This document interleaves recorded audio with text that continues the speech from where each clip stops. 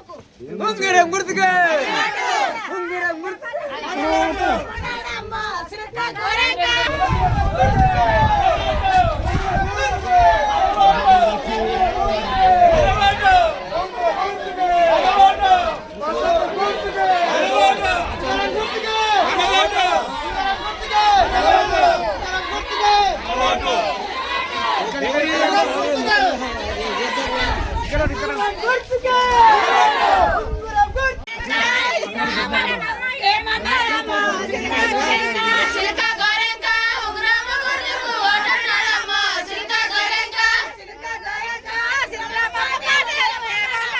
నేను అనగా అరుణ బస్వరాజ్ ద్యాచారం గ్రామ సర్పంచ్ అభ్యర్థిగా పోటీ చేయబడ్డాను. మాకు ఉంగరం గుర్తు అనేది వచ్చింది. సో గ్రామాభివృద్ధికి నేను ఎల్లవేళలా తోడ్పడతానని ప్రతిజ్ఞ చేస్తున్నాను. మాకు ఇక్కడ పార్టీ తరఫు నుంచి కూడా మేము చాలా నిధులు తీసుకొని వచ్చి గ్రామాభివృద్ధి చేయాలని అనుకుంటున్నాము.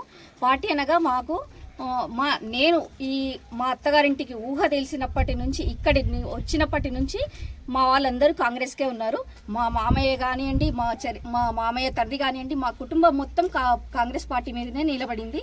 ఇప్పటి వరకు కూడా మేము కాంగ్రెస్ పార్టీ వెనుకనే ఉంటున్నాము. సో ఇక్కడ తెలంగాణ నియోజకవర్గ స్పీకర్ గడ్డం ప్రసాద్ కుమార్ గారు ఆధ్వర్యంలో మేము ఆయన వెనుక ఉంటున్నాము.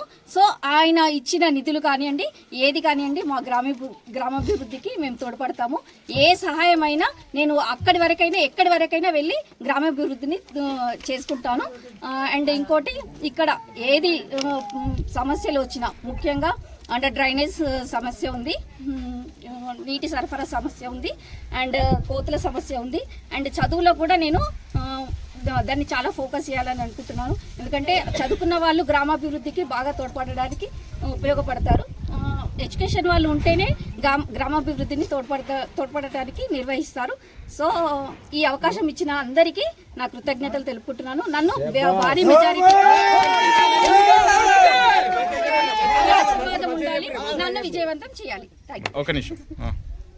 గ్రామ పెద్దలందరికీ మరియు అందరికి నాతో పాటు ఉన్న అందరికీ నమస్కారాలు.